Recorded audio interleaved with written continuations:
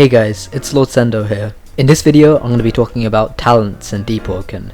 So talents and stats are one of the most obvious forms of progression in Deepwoken. Through all the leaks that we've seen, we have a lot of information about these systems, and I'm going to be trying to put together a theory as to how these will work, and compile a list of the things that we know. So a few days ago, in Agamatsu's Discord server, Ragusa mentioned that the game that inspired him to make the talent system was Fallout New Vegas. To provide some context, let me explain how the system works in this game. So there are skills such as bartering, guns, melee weapons, and science. And when you gain stat points in these skills, it increases a specific ability related to that skill. For example, increasing sneak allows you to steal easier.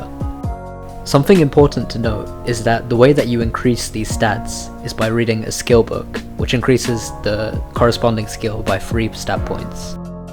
Once you gain enough stat points in a specific skill, you can unlock perks. Perks are unique passives, which give you niche buffs. An example of a perk is Demolition Expert, which requires 50 points in explosives. Equipping this perk gives you 20% extra damage with explosives. As well as the stat requirement, there is also a limit to the amount of perks that you can equip. In Fallout New Vegas, you're allowed to equip 1 perk every 2 levels. Now let's talk about how this relates to Deepwoken. In a Twitch stream Ragusa did, playing Deepwoken, he showed off the character menu. There are multiple things that are of note here. In the top left, we can see a stat called Power. Power is evidently the main stat of the game, and it's similar to levels in Fallout. Underneath that, we can see 6 different types of attributes: Strength, Fortitude, Agility, Intelligence, Willpower, and Charisma. This is assumably Deepwoken's version of Fallout's skill system. On the right of that, we can see the elements that he's unlocked, which is just fun to call. Underneath that, we can see something called learning points, and underneath that, we can see the boons and the flaws that he chose. Before we talk about the talent system, let's go more in depth discussing power and the attributes. We already know one way in which you can increase your power in Deepwoken, that is by completing quests. In Agamatsu's Fort Merit video, in which he had to rescue Etrian prisoners from a cell, we can see that he gained power when he returned the prisoners back to the Godmaster. Additionally, in this video he shows off a side quest where he has to help the Nomad tribe who is being attacked. Once he helps them out, he gains power. There may be other ways to gain power in Deepwoken, but doing missions seems to be the most obvious option. Now let's talk about how you gain stat points in Deepwoken. The most common theory that I've seen is that as you gain power, you gain stat points, which you can put into the attribute that you want. I disagree with this theory personally, and I think there's something else that makes a lot more sense. In that same Agamatsu video, he showed off the loot that he got for completing that mission.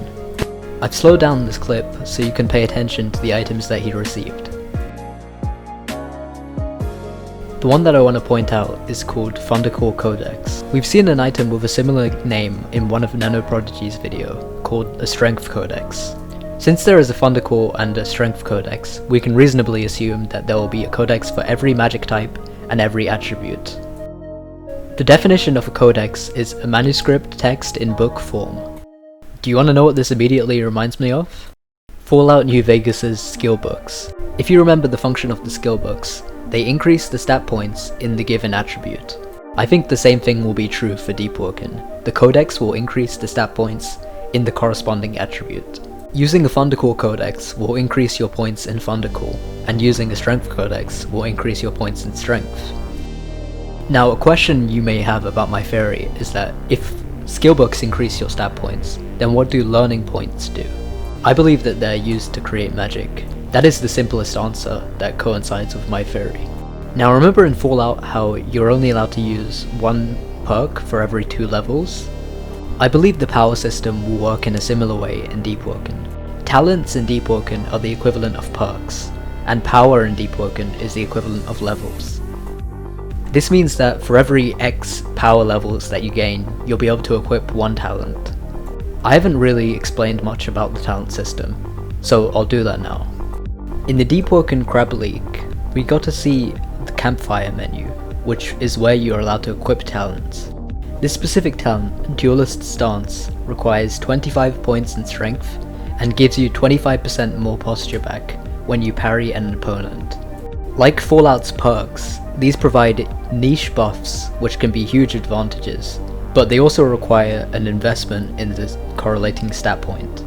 In the bottom left, we can see something called talent points. It's reasonable to assume that unlocking or equipping a talent will consume 1 talent point. My theory is that as you gain power, you'll gain talent points. Maybe 1 talent point for every 10 power levels that you get, or something like that, which would be an incredibly similar system to the one in Fallout New Vegas. The last detail that I want to touch up on is relating to the attributes. Remember how I said that in Fallout, increasing your attribute points in a specific skill would give you a passive buff, like the sneak skill increasing efficiency while stealing? If that system carries over to Deepwoken, that means that each of these 6 attributes will give you a passive buff. While it's almost impossible to guess what these buffs are, I'll give it my best shot. Strength probably increases your max posture, Fortitude might increase max HP, Agility might affect speed or NPC detection, Intelligence could increase max ether, Willpower could increase your damage while you're at low HP, and Charisma probably allows you to haggle better with NPCs. Alright guys, well that was an insane video.